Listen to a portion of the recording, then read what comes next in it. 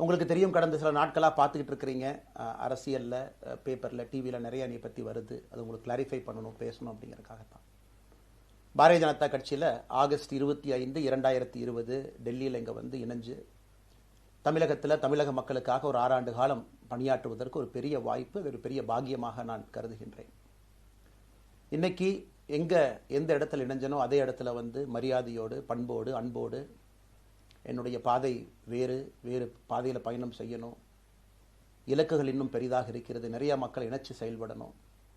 ஒரு புதிய அரசியலை, அடிப்படை கட்டமைப்பை மாற்றக்கூடிய அரசியலை உருவாக்க வேண்டும் என்கின்ற ஒரு எண்ணத்தோடு இன்னைக்கு வந்து ரொம்ப பண்போடு சொல்லிவிட்டு அதே இயக்கத்திலிருந்து வெளியே வருகின்றேன். இது தமிழர் பண்புன்னு கூட வச்சுக்கலாம். வெளியே சென்றாலும் கூட மரியாதையோடு சொல்லிவிட்டு செல்வது நம்முடைய பண்பு என்பதுதான் எனக்கும் இலக்கணமாக இது இருந்திருக்கிறது. இன்றிலிருந்து நம்முடைய ஒரு புதிய பாதை, ஒரு புதிய இயக்கம், ஒரு புதிய பொலிட்டிக்கல் மூமெண்ட், அடிப்படையிலிருந்து ஒரு புதிய பரிமாணத்தோடு, பார்வையோடு பார்க்கக்கூடிய ஒரு விதத்தில் தான் நம்முடைய மூமெண்ட்டை நம்ம ஆரம்பிக்கணும். நீங்கள் எல்லோரும் சேர்ந்து இணைஞ்சு அதை ஆரம்பிக்கணும் அப்படிங்கிறது என்னுடைய பெரிய ஆசைங்க. அதற்கு முன்பு சில விஷயத்தை சொல்லணும். என்னுடைய அரசியல் பாதை என்பது ரொம்ப வளைஞ்சு நெளிஞ்சு இங்கே வந்து உங்கள் முன்னாடி நின்றுட்டு இருக்கேன். இது ஈஸி பாத் கிடையாது. ஒரு கிராமத்தில் பிறந்து ஒரு சாதாரண குடும்பத்தில், விவசாய குடும்பத்திலிருந்து வந்து ஒரு காமன் மேன் அரசியலுக்கு வர்றதே நம்ம ஊரில் நாம் ஒதுங்கிக்குவோம், வரமாட்டோம். பட் அதே போல் என்னுடைய பாதையும் கூட 2009 கேப்டன் விஜயகாந்த் அவர்களுடைய கட்சியில் தேமுதிகவில் ஐஎம் லக்னோவில் படிக்கும் பொழுது ஒரு இன்டர்ன்ஷிப்பாக 3 மாத காலம் ஆரம்பித்து, அதன் பிறகு 10 ஆண்டு காலம் கழித்து பாரதிய ஜனதா கட்சியில் ஆரம்பித்து 6 ஆண்டுகள் பாரதிய ஜனதா கட்சியிலிருந்து இன்னைக்கு தனித்துவமாக நம்முடைய இயக்கத்தை மக்கள் முன்னாடி வைக்கணும். உங்கள் முன்னாடி வைக்கிறேன். 25 வயசில் எனக்கு அந்த இன்டர்ன்ஷிப் திரு விஜயகாந்த் அவங்ககிட்ட செய்கிறக்கு ஒரு பெரிய பாக்கியம். அன்னைக்கு அரசியல்னால் என்னன்னே தெரியாமல் ஒரு புதிய அரசியலை தமிழகத்தில் கொண்டு வர முடியுமான்னு யோசித்த தருணம். இன்னைக்கு வயது 42, கிட்டத்தட்ட 17 ஆண்டுகள் போராடிக்கிட்டே இருக்கிறேன். ஒரு புதிய பாதை உருவாக்க முடியுமா, ஒரு பெட்டர் பாலிடிக்ஸ், ஒரு பெட்டர் சொசைட்டி கொண்டு வர முடியுமா. அதே நேரத்தில் நிறைய யூகங்கள், நிறைய பேர் நிறையா சொல்கிறனால இதே டெல்லியில் ஆகஸ்ட் 24, 2020 பிஜேபியில் இணைய வரும்பொழுது சூப்பர் ஸ்டார் ரஜினிகாந்த் அவங்க எனக்கு ஃபோன் பண்ணாங்க. எனக்கும் அவருக்குமான நட்பு கிட்டத்தட்ட நான் பதவியிலிருந்து வந்த பிறகு ஒரு நட்பு. நிறைய அவர்கிட்ட பேசுவேன். அவருடைய அரசியல் பாதை எப்படி இருக்கணும் அப்படின்லாம் பேசியிருக்கேன்.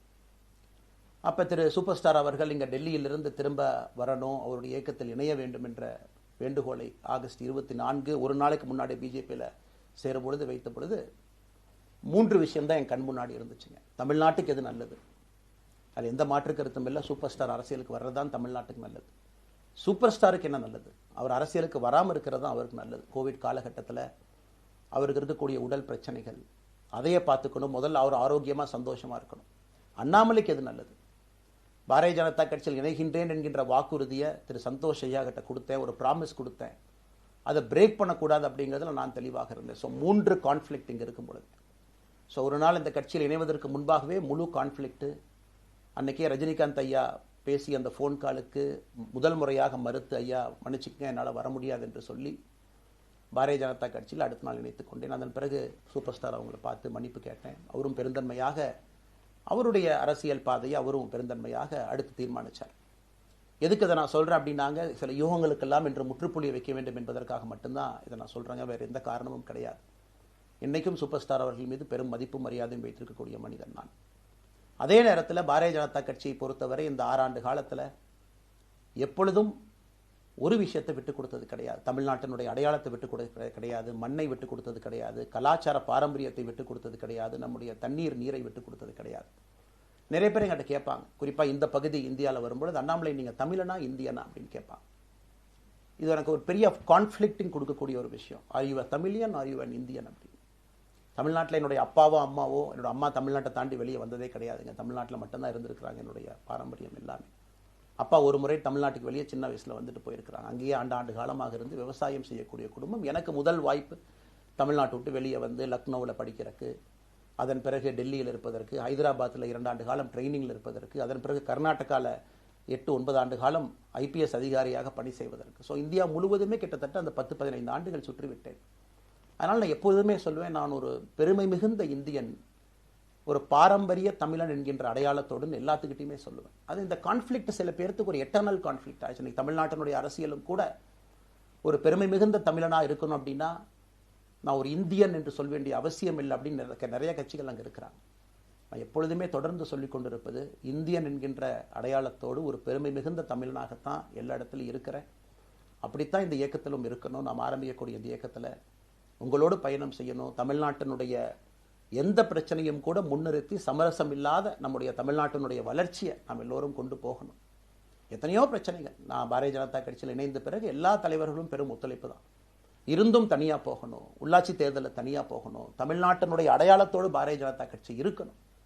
தமிழ்நாட்டினுடைய அடையாளம் மிக முக்கியம் என்பதற்காகத்தான் அன்னைக்கு தலைவர் திரு ஜே.பி. நட்டா அவர்கள் நிறைய பேர்த்துக்கிட்ட பேசி நாம உள்ளாட்சி தேர்தல் தனியாக போகணும், அதே போல தான் லோக்சபா தனியாக போகணும். ஏதோ தனிப்பட்ட முறையில் எனக்கும் இன்னொரு கட்சிக்கும் பிரச்சனை இல்லைங்க.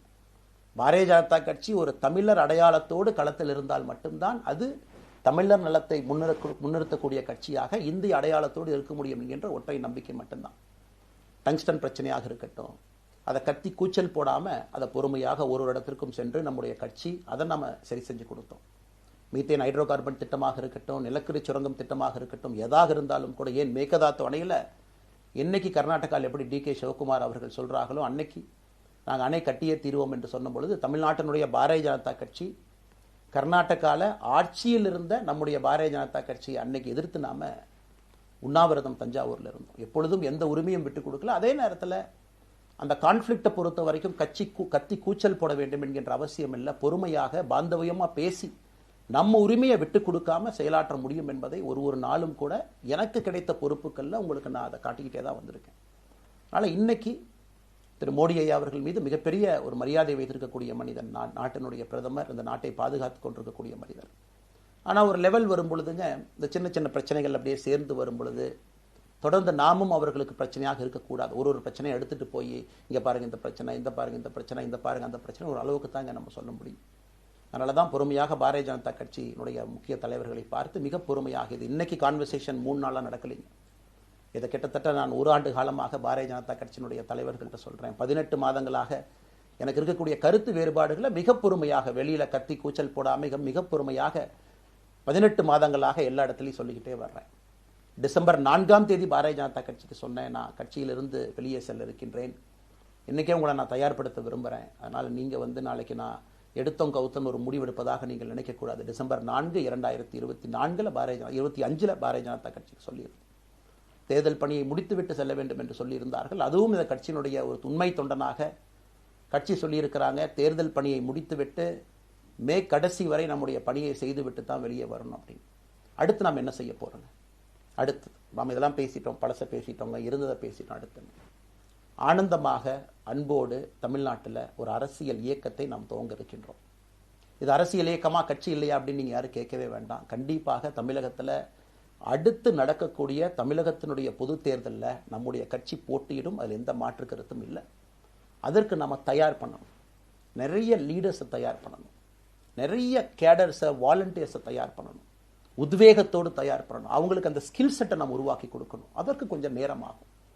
நாம் அது ஒரு இயக்கமாக ஆரம்பித்து நிறைய மனிதர்களை உள்ளே கொண்டு வந்து அவர்களுக்கு சில இடத்துல அரசியலை சொல்லிக் கொடுத்து எல்லா தரப்பட்ட மனிதர்களையும் உள்ளே கொண்டு வந்து, ஏன்னா பாரதிய ஜனதா கட்சியினுடைய தலைவராக பொறுப்பேற்ற பிறகு நான் முதல்ல போய் ஆசீர்வாதம் யார்கிட்ட வாங்கினாங்க, சமீபத்தில் மறைந்த நல்ல கண்ணையாகிட்ட தான். இன்னைக்கு மண் சார்ந்த அரசியலை முன்னெடுக்கணும், நல்ல மனிதர்களுடைய கொள்கைகள் உள்ள கொண்டு வரணும், எல்லா மனிதர்களையும் உள்ளடக்கிய அரசியலை நாம் முன்னிறுத்தணும். டெக்னோக்ராட்ஸ் பெருமளவில் நமக்குள்ள வரணும், பெருமளவில் நமக்குள்ள டெக்னோக்ராட்ஸ் வரணும். இன்னைக்கு அமெரிக்கா போகிறோம், யூரோப் போகிறாங்க, போய் நமக்கே எவ்வளோ பெருமையாக இருக்குது. ஒரு மிகப்பெரிய நிறுவனம் நிவிடியா எடுத்துக்கங்க, மைக்ரான் எடுத்துக்கங்க, சாம்சங் எடுத்துக்கங்க, இன்டெல் எடுத்துக்கங்க, அங்கே இருக்கக்கூடிய இன்ஸ்டாகிராம், ஃபேஸ்புக், கூகுள், ஆல்பபெட் பார்க்கும் பொழுது வைஸ் பிரசிடென்ட்னு பார்த்தீங்கன்னா ஒரு தமிழன் அங்கே உட்கார்ந்துருக்கிறான். இந்தியன் என்கின்ற அடையாளத்தோடு அங்கே ஒரு தமிழன் அமர்ந்திருக்கின்றார். என்னுடைய கனவு உங்கள் பல பேர்த்த போல அவர்களெல்லாம் திரும்ப இங்கே வந்து அரசியலில் ஏதோ ஒரு விதத்தில் கான்ட்ரிபியூட் பண்ணுறதுக்கு நம்முடைய இயக்கமும் நம்முடைய வருகின்ற காலத்தில் நம்ம ஆரம்பிக்கக்கூடிய கட்சியும் அதற்கு உறுதுணையாக இருக்கணும். அத்தனை டேலண்ட்டை ரிஃபைன் பண்ணி நம்ம கொண்டு வரும். தமிழ்நாட்டினுடைய வளர்ச்சிக்கு எல்லோரையும் நம்ம பயன்படுத்தணும். இதில் எங்கேயுமே கூட நான் பெரிது நீன் பெரிது என்று இருப்பதை விட ஒரு வளர்ந்த பாரதம், இந்தியா உலகத்தில் மிக முக்கியமான இடத்துல அந்த பாரதம் வந்து அமரும் பொழுது முதன்மை மாநிலமாக தமிழகத்தை கொண்டு வந்து நிறுத்த வேண்டிய பொறுப்பு நமக்கு இருக்கு. அதற்கு நம்முடைய பொலிட்டிக்கல் கிராமர், பொலிட்டிக்கல் லாங்குவேஜ் எல்லாமே நம்ம மாற்றணும். நம்ம பேசக்கூடிய விஷயம். அடுத்து இன்னொன்று கேட்குறாங்க, நான் கமெண்ட் வர அப்படியே நான் பேச ஆரம்பிக்கிறேன். தமிழ்நாட்டில் இன்னைக்கு ஒரு அரசியல் கட்சி வேணுமான்னு கேட்டிங்கன்னா கண்டிப்பாக வேணும், அதில் எந்த மாற்று கருத்தும் இல்லை. காரணம், ஒரு கடைக்கு போய் நாம் ஒரு டூத் பேஸ்ட்டோ ஒரு அரிசியோ ஒரு பருப்போ வாங்கினா கூட 10 கடை ஏறி இறங்கி எங்கள் அம்மா அதெல்லாம் பார்த்து விலையை பார்த்து தரத்தை பார்த்து பொருளை பார்த்து அத்தனை முறை வாங்கித்தான் பார்ப்பேன். ஏன்னா அது நம்ம உடம்புக்குள்ளே போகிற விஷயம். ஆனால் அரசியல் கட்சி இன்னைக்கு எத்தனையோ கட்சிகள் இருந்தாலும் கூட என்னுடைய நம்பிக்கை, நம்முடைய நம்பிக்கை, வருகின்ற காலத்தில் நம்முடைய அரசியல் இயக்கம் கட்சியாக மாறும் பொழுது மக்கள் அந்த தரத்தை பிரித்து பார்ப்பார்கள். தலைவர்கள் எப்படிப்பட்டவர்கள்? நாம எல்லோருமே காமன் மேன் பொலிட்டீஷியன்ஸ். பக்கத்து வீட்டுக்காரங்க மாதிரி தான் மக்கள் நம்மளை பார்க்க போறாங்க. தூரத்திலிருந்து நாம் கை காட்ட போவது கிடையாது. ஏன்னா நாம் யாரும் அப்படிப்பட்ட குடும்பத்திலிருந்து வரவில்லை, அப்படிப்பட்ட வளர்ப்பு நமக்கு இல்லை, நாம் யாரும் அப்படி இல்லை, தமிழனுடைய கலாச்சாரமும் பண்பாடும் இல்லை. அதெல்லாம் கூட நம்முடைய அரசியல்ல முதல் நாள்ல இருந்து கல்ட் பாலிடிக்ஸ்ல இருந்து நம்ம வெளியே வரணும். அரசியல் மாற்றம்னு சொல்றாங்க, ஆனால் அதே கல்ட் பாலிடிக்ஸ். நாம அதில் இருக்க போறது இல்லை. கல்ட் பாலிடிக்ஸ்ல இருந்து வெளியே. அண்ணாமலை என்ன பிறந்த நாளா 10 பேர் கொண்டாடணுமா? அதனாலதான் நம்ம பிறந்த நாள் அன்னைக்கு எதுவுமே நம்ம செய்யல. என்னுடைய பிறந்தநாள் என்பது உங்கள் பிறந்தநாளை போல ஒரு நாள். நான் அரசியல் வருவதை என் பிறந்தநாளை எப்பவுமே கொண்டாடினது கிடையாது. அரசியல் வந்ததுக்காக சில பேர் போஸ்ட் அடிச்சு ஒட்டுறான். அந்த கலாச்சாரத்தையும் உடைக்க வேண்டும் என்பதற்காகத்தான் நேற்று நாம் எதுவுமே பேசலைங்க, இன்னைக்கு நம்ம பேசுறோம். இந்த கல்ட் பாலிடிக்ஸ்ல இருந்து வெளியே வரணும். ஒரு காமன் மேன் பாலிடிக்ஸை முன்னிறுத்தணும். சமரசம் இல்லாத கொள்கை இருக்கக்கூடிய இயக்கமாக அது கட்சியாக முன்னாடி வரணும். அவ்வளவு குவாலிட்டியான லீடர்ஸை நம்ம பில்ட் பண்ணணும். ஒரு முதலமைச்சர் தமிழகத்தை மாற்ற முடியுமான்னு கேட்டீங்கன்னா கண்டிப்பா முடியாது. முதலமைச்சர் இருக்கக்கூடிய 35 கேபினெட் அமைச்சர்கள் மாற்ற முடியுமான்னு கேட்டால் கண்டிப்பா முடியாது. 234 சட்டமன்ற உறுப்பினர்கள் மாற்ற முடியுமான்னு கேட்டால் முடியாது. 39 பாராளுமன்ற உறுப்பினர்கள் மாற்ற முடியுமான்னு கேட்டீங்கன்னா முடியாதுங்க. அவர்களோடு உள்ளாட்சி பிரதிநிதிகளாக இருக்கக்கூடிய கிட்டத்தட்ட 30,000க்கும் மேற்பட்ட பிரதிநிதிகள், பஞ்சாயத்து தலைவரிலிருந்து ஆரம்பித்து கவுன்சிலரிலிருந்து ஒரு கார்பரேஷன் கவுன்சிலரிலிருந்து மேயரிலிருந்து, நம்முடைய நோக்கம் எல்லா இடத்துலையும் கிளீன் பாலிடிக்ஸ் கொண்டு வரும், எல்லா இடத்துலையும் கிளீன் கவர்னன்ஸ் கொண்டு வரும், எல்லா இடத்துலையும் ஹானஸ்ட், எஃபிஷியன்ட், கேபபிள், வேலையை செய்து முடிக்கக்கூடிய திறன் படைத்த தலைவர்கள் அங்கே கொண்டு வந்து வைக்கணும். அதே நேரத்தில் பாலிடிக்ஸ் என்பது ஒரு ஃபேமிலிக்கு மட்டுமல்ல, தொடர்ந்து நாம மட்டும் இருப்போம் அப்படி இல்லைங்க. நம்ம இயக்கம் கட்சியாக மாறும் பொழுது உங்கள்கிட்டலாம் பேசி நம்ம டேர்ம் லிமிட் கொண்டு வரோம். நாம் ஒரு வித்தியாசமான கட்சினா எல்லோருக்கும் வாய்ப்பு கொடுக்கணும். 140 கோடி மக்கள் வசிக்கக்கூடிய அந்த நாட்டில், தமிழகத்தில் கிட்டத்தட்ட 8 கோடி பேர்த்துக்கு நாம் இருக்கோம். 5.5 கோடிக்கு மேற்பட்ட வாக்காளர்கள் இருக்கும் பொழுது எல்லோரையும் அரசியலுக்கு வாய்ப்பு கொடுக்கணும். டேர்ம் லிமிட் கொண்டு வரணும். எத்தனை முறை எம்எல்ஏவாக இருக்கணும், எத்தனை முறை எம்பியா இருக்கணும், எல்லோருக்கும் அது பொருந்தும், எனக்கும் அது உட்பட. The permanent leaders, permanent MLAs, permanent ministers, permanent MPs, அதை நம்ம உடைக்க போறோம். அதில் எந்த மாற்று கருத்தும் இல்லை. அது என்னை ஆரம்பித்து முதல் மனிதனாக இந்த இயக்கத்தில் இணைத்துக் கொண்டிருக்கக்கூடிய என்னை, ஒரு சாதாரண ஒரு மனிதராக என்னை ஏற்றுக் கொண்டிருக்கக்கூடிய ஒரு காமன் மேன் என்னை ஆரம்பித்து எல்லோருக்கும் இது பொருந்தும். இதை நாம இந்த இயக்கம் கட்சியாக மாறுகின்ற முதல் நாள்ல நம்ம சொல்ல போறோம். No chair is permanent for anybody. அதில் நம்ம ரொம்ப தெளிவாக இருக்கின்றோம். புதியவர்கள் வரணும், வந்துகிட்டே இருக்கணும். It should flow like a water. New ideas வரணும், அந்த ஸ்ட்ரீம் போய்கிட்டே இருக்கணும். நம்மை தாண்டி இந்த இயக்கம் நிற்கணும். This movement should stand beyond us, not in name but in purpose and pursuit of excellence. இதெல்லாம் ஏதோ அண்ணாமலை அப்படிங்கிற பேர் கிடையாதுங்க. அதனால தான் ரொம்ப யோசிச்சு நாம கொண்டு வந்திருக்கோம். www.vetheleader.org அப்படிங்கிற அமைப்பு ஏற்கனவே 2020 நாங்கள் எல்லாம் சேர்ந்து ஆரம்பித்த அமைப்பு. நான் பேசி முடிச்சோன்னா அந்த லிங்க் உங்களுக்கு லைவாக வந்துடும். vetheleader.org நீங்கள் உங்களை வாலண்டியராக இன்னைக்கு பொலிட்டிக்கல் ஒரு மூமெண்ட்டில் உங்களை நீங்கள் நினைச்சுக்கணும். நாம எல்லோரும் ஒன்று சேர்ந்து பேசுவோம். அதனால தான் இன்னைக்கு கோயம்புத்தூரில் இன்னொரு அறிவிப்பும் கூட கொடுக்கணும். எல்லாத்தையும் டைரக்டாக எப்படி நம்ம பாலிடிக்ஸ்குள்ளே கொண்டு வர போகிறோம்.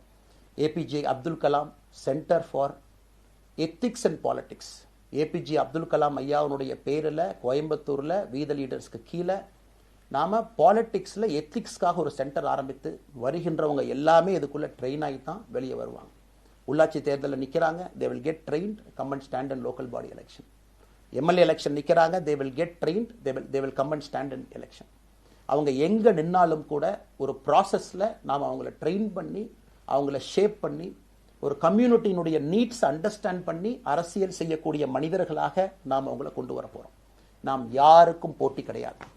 ஆளுங்கட்சி இருக்கு, நிறைய எதிர்கட்சி இருக்கு, எல்லோரும் இருக்கட்டும், சந்தோஷமா இருக்கட்டும், அவங்கவுங்க கொள்கையை சொல்லட்டும். நம்முடைய கொள்கையும் வருகின்ற காலத்தில் நம்ம எல்லோரும் இணைஞ்சு நம்ம கொள்கையை சொல்ல போறோம். இன்னைக்கு நான் ஏபிஜே அப்துல் கலாம் ஐயா அப்படிங்கிற பேரை உங்க முன்னாடி சொன்னதுக்கான காரணம் என்னன்னா, அவரை நான் மாணவனா பார்த்திருக்கிறேன், ஐபிஎஸ் அதிகாரியா பார்த்திருக்கிறேன், கேள்விகள் கேட்டிருக்கேன், லைவா அவர் பேசினதை கேட்டிருக்கேன். அவர் சொன்ன அத்தனை கான்செப்ட் இன்னைக்கு நமக்கு எப்போ பொருந்தோம், இன்னைக்கு பொருந்தும். எப்பவோ சொன்னார் விஷன் 2020, எப்போ சொன்னாருங்க? 2020. நம்ம 2020ங்கிறது 2000 சொன்னார். நாம அந்த கோல் போஸ்ட் அப்படியே மாத்திட்டோம். அது மட்டும் இல்லை, அன்னைக்கு சொன்னாரு கிராமப்புறத்திலிருந்து நகரத்துக்கு யாரும் போகக்கூடாதுன்னா புறா providing urban amenities and rural areas, கிராமப்புறத்தில் அவ்வளவு ஃபெசிலிட்டியை கொண்டு வரணும். அது எல்லாம் கூட இன்னைக்கு யாருக்கு பொருந்ததோ இல்லையோ நம்முடைய சமுதாயத்துக்கு பொருந்தும். அவ்வளோ விஷயங்கள் சொல்லியிருக்கக்கூடிய ஏபிஜே அப்துல் கலாம் ஐயா நமக்கு மிக முக்கியமானவர். அவருடைய கருத்தியல் நமக்கு மிக மிக முக்கியமானது. ஒரு தேசிய மனிதராக, பெருமை மிகுந்த தமிழனாக வாழ்ந்து மறைந்திருக்கக்கூடிய ஒரு அற்புதமான மனிதர். நிறைய நம்முடைய தலைவர்கள் இருக்காங்க. அத்தனை கொள்கைகளும் வேண்டும். ஒரு ஐடியாலஜி பார்த்தீங்கன்னா ரைசஸ் அண்ட் ஃபால்ஸ். எந்த ஐடியாலஜியும் பெர்மனன்ட் நான் பிடிச்சிருப்பேன். கம்யூனிசம் 100 ஆண்டுகளுக்கு முன்பு எப்படி இருந்த ideology, for right movements, for left movement, centrist movement, liberal movement, ஒரு அரசியல் சரித்திரத்தை பார்க்கும் பொழுது அந்த ஐடியாலஜி தன்னைத்தானே மாற்றிக்கொள்ளவில்லை என்றால், அடுத்த தலைமுறைக்கு தேவையான வசதியை செய்து கொடுக்கவில்லை என்றால், அது எந்த ஐடியாலஜியாக இருந்தாலும் அது அழியும் என்பதுதான் காலத்தினுடைய கட்டாயம். நம்ம பார்த்துக்கிட்டு இருக்கோம். நாம் அதை தாண்டி நிற்கணும். நம்ம மூமெண்ட் அதையெல்லாம் தாண்டி மக்கள்கிட்ட நிற்கணும். இத்தனை பேர்த்த நம்ம எடுத்துகிட்டு போகணும். பெரிய ரிஸ்க் தாங்க, இது சாதாரண வேலை இல்லை. நம்ம எல்லோருமே மிடில் கிளாஸ் தான், காமன் பீப்புள் தான். நமக்கு ஒரு பெடிகிரி கிடையாது, பிஸ்னஸ் நம்ம அதில் பெருசாக அதுலேருந்து வரல, நமக்கு ஒரு ஸ்டார் வேல்யூ கிடையாது, ஒரு பெரிய பாரம்பரியமான அரசியல் கட்சி ஆரம்பித்து நம்ம கையில் யாரும் தூக்கி கொடுக்கல. நாம் எல்லோரும் கஷ்டப்பட்டு ஒரு படியாக தான் அந்த மூமெண்ட்டை கொண்டு போகணும். அதனால் என்னோடு வர நினைக்கக்கூடிய எல்லோருக்கும் என்னுடைய அன்பு வேண்டுகோள், கொஞ்சம் பொறுமை, கொஞ்சம் நிதானம். ஏன்னா ஒரு செங்கல் எடுத்து வைக்கும் பொழுது அது ஐடியலிசத்தோடு வைக்கிறோம், நேர்மையோடு வைக்கிறோம். தமிழகத்திற்கு ஒரு மாற்றத்தை கொடுக்க வேண்டும் என்கின்ற நோக்கத்தில் அந்த செங்கலை வைக்கும் பொழுது அந்த செங்கலுக்கு கியூரிங் ஆகிறதுக்கு ஒரு டைம் வேணும். அந்த செங்கல் பிடிமானத்தோடு நிற்கணும். அதன் பிறகுதான் அந்த பில்டிங் நிற்கும். இல்லாட்ட அடிக்கக்கூடிய புயல் காட்டுக்கு சாயக்கூடிய பில்டிங்கை நம்ம கட்ட போகிறது இல்லைங்க. அதனால் எல்லோருக்கும் நிறைய பேர் மெசேஜ் போடுறீங்க, மாற்றுக் கட்சியில் இருக்க உடனே கிளம்பி வரட்டுமான். எல்லோரும் சந்தோஷம். wetheLeader.org எல்லோரும் இணைஞ்சு இயக்கமாக அது விரைவில் சரியான நேரத்தில் நாம் அந்த மசில், ஜிம்முக்கு போனால் கூட நேரடியாக 50 கிலோ தூக்க முடியாதுங்க, 10 கிலோலேருந்து 50 கிலோவுக்கு போகும். நாம் அந்த மசிலை பில்டு பண்ணி அந்த மெட்டில் ஃபைபரை நம்முடைய தோழர்களுக்கு நம்ம பில்டு பண்ண உடனே அது பொலிட்டிக்கல் பார்ட்டியாக அது மாறும். அதுவரை பொறுமை பொறுமை பொறுமை. அவசரமாக ஒரு வெயிட்டை தூக்கி முதுகு பிடிச்சி கால் பிடிக்கிறத விட சரியாக ஒரு திசையிலும் அதை கொண்டு போய் இதை பக்காவான முறையில் நம்ம அதை செய்வோம். அதனால் இன்றிலிருந்து நம்முடைய wetheLeaders.org அதில் மூமெண்ட் நம்ம ஆரம்பிக்கிறோம். கோயம்புத்தூரில் ஏபிஜே அப்துல் கலாம் ஐயாவோட பேரில் centre for ethics and politics அதை உருவாக்குறோம். உள்ளாட்சி தேர்தலுக்கு நிறைய மனிதர்களை இங்கிருந்து நம்ம அனுப்புகிறோம். அவங்க உள்ளாட்சி பிரதிநிதிகளாக வர்றாங்க. குட் பாலிட்டிக்ஸை நம்ம சொல்லிக்கிட்டே வர்றோம். அதனால தான் நான் அடிக்கடி சொல்லுவாங்க, நாம் மாறுவோம், மாற்றம் தானாக நடக்கும். ஸோ அதனால தான் நம்முடைய இந்த மூமெண்ட்டினுடைய கொள்கையே மாறுவோம், மாற்றுவோம். Let us also change to bring change. இந்த ரெண்டையும் செய்வோம். யாரும் இதுவும் வன்மம் கிடையாது. அதே நேரத்தில் நம்முடைய சமூக வலைதளத்தில் இருக்கக்கூடியவங்களை நான் வாரியர்ஸ்னு சொல்லிங்க, you are the change agents. என்னை பொறுத்தவரை ஒரு மாற்றத்தை கொடுக்கக்கூடியவங்க நீங்கள். சண்டை களத்தில் சண்டை போடுறது நம்ம வேலை இல்லைங்க, மாற்றத்தை கொடுக்கக்கூடியது நம்முடைய வேலை. கடந்து வந்த பாதையை திரும்பி பார்க்கும் பொழுது கொஞ்சம் சந்தோஷத்தோடு, அதே நேரத்தில் யாரெல்லாம் கைப்பிடிச்சு இவ்வளோ தூரம் கூட்டிகிட்டு வந்தாங்களோ அவர்களுக்கு நன்றி உணர்வோடு, நம்ம முன்னாடி செல்லக்கூடிய பாதை இதுவரை வந்த பாதையிலிருந்து கொஞ்சம் மாறுபட்டு இருந்தாலும் நம்முடைய அனுபவத்தை வைத்து அதற்காக யாரையும் திட்டி தீர்க்கணும்னு அவசியம் இல்லை. சமூக வலைதளத்தில் நாம் ரொம்ப ரெஸ்பான்சிபிளாக இருப்போம். தமிழ்நாட்டில் இன்றைக்கி இருக்கக்கூடிய பிரச்சனை, என்ன கமெண்ட் வேணாலும் யார் வேணாலும் போடலாம், பேசலாம், மைக்கே முன்னாடி இருக்குது, நான் பேசிட்டு போயிடுவேன்னு நினைக்கிறீங்க. பாதிக்கப்படுறவங்க பின்னாடி ஒரு குடும்பம் இருக்குது, குட்டி இருக்குது, குழந்தை இருக்குது, அவங்களுக்கும் ஒரு தனி அடையாளம் இருக்குது. அது என் சைட்லேருந்து தெரியாமல் ஏதாவது தவறு நடந்திருந்தாலும் கூட, என்னை ஆதரித்து செய்பவர்கள் ஏதாவது தவறு செய்திருந்தாலும் கூட அதற்காக இந்த நேரத்தில் நான் மன்னிப்பும் கேட்டுக்கிறேன். இப்போ இருந்து நம்முடைய பாதை, முன்னாடி செல்லக்கூடிய பாதை என்பது மக்களுக்கான பாதை, ஒரு பாசிட்டிவான பாத். காமன் மேன் பாலிட்டிக்ஸை நம்ம பில்ட் பண்ணுறோம், ஃபவுண்டேஷனோடு மேலே வரப்போகிறோம். தமிழ்நாட்டை எல்லா இடத்திலும் கூட கீழிருந்து மேலே வரை அந்த மாற்றத்தை கொண்டு வர போகிறோம். அதனால தான் நான் இன்ஸ்டாகிராம் லைவ்ல வந்தேன். ஒரு புதிய தலைமுறையை நம்ம அரசியலுக்குள்ள கொண்டு வரணும். அவங்களை ஒதுக்கி வைக்க முடியாது. ஏன் அப்படி ஓட்டு போடுறாங்க, ஏன் அப்படி ஓட்டு போடுறாங்க கேட்க முடியாது. They are hungry for change. மாற்றம் வேண்டும் என்று துடித்துக் கொண்டிருக்கின்றார்கள். உடனே நடக்கணும். யூரோப்பியன் கண்ட்ரி போகிறாங்க, டூர் பார்க்குறாங்க, சோஷியல் மீடியா பார்க்குறாங்க. தமிழ்நாட்டில் ஏன் நாளைக்கு காலையில் நடக்கலைங்க? அதே நேரத்தில் நம்முடைய பெரியவர்கள் எத்தனையோ பேர் நான் பார்க்குறேன். வயசான நம்முடைய பெரியவர்கள் நடந்து போகிறதுக்கு கூட இன்றைக்கி ஒரு பார்க் நமக்கு கிடையாது. சாயந்தரம் ஆனந்தமாக இத்தனை காலமாக உழைத்து விட்டு வீட்டில் இருக்கிறாங்க. ஓய்வெடுக்கக்கூடிய நேரத்தில் கூட ஒரு கிரீன் ஸ்பேஸ் அர்பன் ஏரியாவில் கிடையாது, ரூரல் ஏரியாவில் கிடையாது. இத்தனை 60 ஆண்டு காலம் இந்த நாட்டில் வாழ்ந்தும் கூட கடைசி 20 ஆண்டுகள் நிம்மதியாக இருப்பதற்கான கட்டமைப்பை நம்ம உருவாக்கல. ஸோ எல்லாத்தையும் நம்ம யோசிக்கணும். ஒரு பக்கம் ஜென்சி, ஜென் ஆல்ஃபா யூத் இருக்காங்க, அந்த வேகத்துக்கு தீனி போடணும். இன்னொரு பக்கம் வயதான பெரியவர்கள், முதிர்ச்சி அடைந்தவர்கள், பக்குவப்பட்டவர்கள் இருக்கிறாங்க. அவங்களுடைய கடைசி காலத்தை பக்குவமாக வாழ்வதற்கான வசதியை நாம் ஏற்படுத்தி கொடுக்கணும். அதனால் ரொம்ப நேரம் நான் பேசிக்கிட்டே போலிங்க. அதனால் நிச்சயமாக வருகின்ற காலத்தில் நிறைய பேசுவோம், நிறைய விஷயங்களை நாம் பேசுவோம், நிறைய விஷயங்களை பகிர்ந்து கொள்வோம்.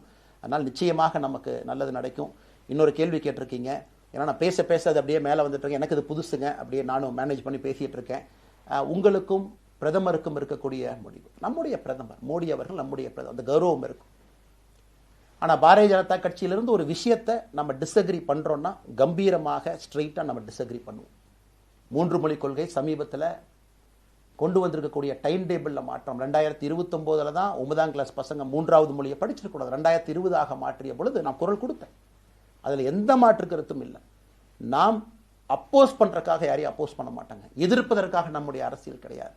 எப்படி திமுகவை பார்க்கின்றோமோ, எப்படி அதிமுகவை பார்க்கின்றோமோ, எப்படி டிவிகேவை பார்க்குறோமோ, எப்படி அண்ணன் சீமான் அவர்களை பார்க்குறோமோ, எப்படி அண்ணன் அன்புமணி அவர்களை பார்க்குறோமோ, எப்படி இங்கே இருக்கக்கூடிய எல்லா தலைவர்கள், அண்ணன் ஜி கே வாசன் அவர்கள், ஏசி சண்முகம் அவர்கள், பாரிவேந்தர் அவர்கள், ஜான் பாண்டியன் அவர்கள், எல்லா கிருஷ்ணசாமி ஐயா அவர்கள், ஐயா வைகோ அவர்கள், அம்மா பிரேமலதா அவர்கள், எல்லா தமிழகத்தில் இருக்கக்கூடிய எல்லா அரசியல் கட்சியினுடைய தலைவர்கள் எப்படி பார்க்கிறோமோ அப்படித்தான் நான் பாரதிய ஜனதா கட்சியை பார்ப்பேன். அதற்காக நம்ம போய் ஒரு வன்மமோ எதுவும் கிடையாது.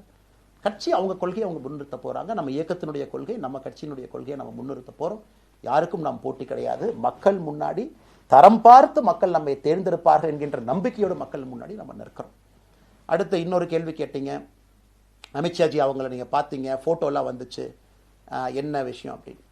அமித்ஷாஜிட்டையும் அமித்ஷா அவர்கள்ட்டையும் ரொம்ப பொறுமையாக போய் நான் சொன்னேன், இந்த மாதிரி எக்ஸ்பிளைன் பண்ண நான் போகணும். அதே நேரத்தில் நான் யாரிடமும் சண்டை போட்டு விட்டு தமிழகத்தில் உட்காந்து I am resigning from party நான் அனுப்புகிற ஆள் நான் கிடையாது. எனக்கு அது பழக்கமும் கிடையாது. வந்து நேராக உங்கள் கண்ணை பார்த்து சொல்லிட்டு, சில தவறுகள் இருந்தாலும் அதையும் சொல்லிவிட்டு போகக்கூடியதான் என் பண்பு. அதை நாகரிகமாக செய்ய முடியும் என்று நினைக்கின்றேன் என்று சொல்லிவிட்டு தான் வெளியே வந்தேன். அப்படி தான் ஒரு தலைவர்கிட்டையும் பண்ணேன். அதை நாம் எப்பொழுதுமே பண்ணுவோம். நாகரிகமான அரசியலை முன்னெடுப்போம். சமூக வலைதளத்தில் ஆபாசம் வேண்டாம். சமூக வலைதளத்தில் நல்லதை பேசுவோம். எல்லோரும் அவங்கவுங்க இடத்துல தமிழ்நாட்டு மக்களுக்கு நல்லது பண்ணட்டும். பொறுமை பொறுமை பொறுமை. கடைசியாக இந்த வார்த்தையை திரும்ப நான் பயன்படுத்துகிறேன். பில்டிங் கட்டுறோம், கீழிருந்து கட்டுறோம், அதை சரியான முறையில் கட்டி எடுத்துகிட்டு போகணும். நம்புங்க, கூட இருங்க. 42 ஆண்டுகள் வளைவிஞ்சு நெலிஞ்சு சுற்றி இன்னைக்கு இந்த இடத்துல உங்கள் முன்னாடி வந்து உட்கார்றேன். நிச்சயமாக நம்ம எல்லோரும் சேர்ந்து ஒரு பெரிய புரட்சியை, மாற்றத்தை தமிழகத்திற்காக, ஒரு பாரத நாட்டுக்குள்ள, இந்திய நாட்டுக்குள்ள முதன்மை மாநிலமாக தமிழகத்தை கொண்டு வருவது மட்டும்தான் நம்முடைய குறிக்கோள். வேறு எதுவும் நம்முடைய குறிக்கோள் கிடையாது. அதற்காக நம்முடைய வாழ்வை அர்ப்பணிப்போம். காத்து கொண்டிருக்கக்கூடிய எல்லோருக்கும், கேட்டுக்கொண்டிருக்கக்கூடிய எல்லோருக்கும் உங்களுடைய பொறுமைக்கு நன்றி தெரிவித்து மறுபடியும் சொல்லிக் கொள்கின்றேன். மாறுவோம்.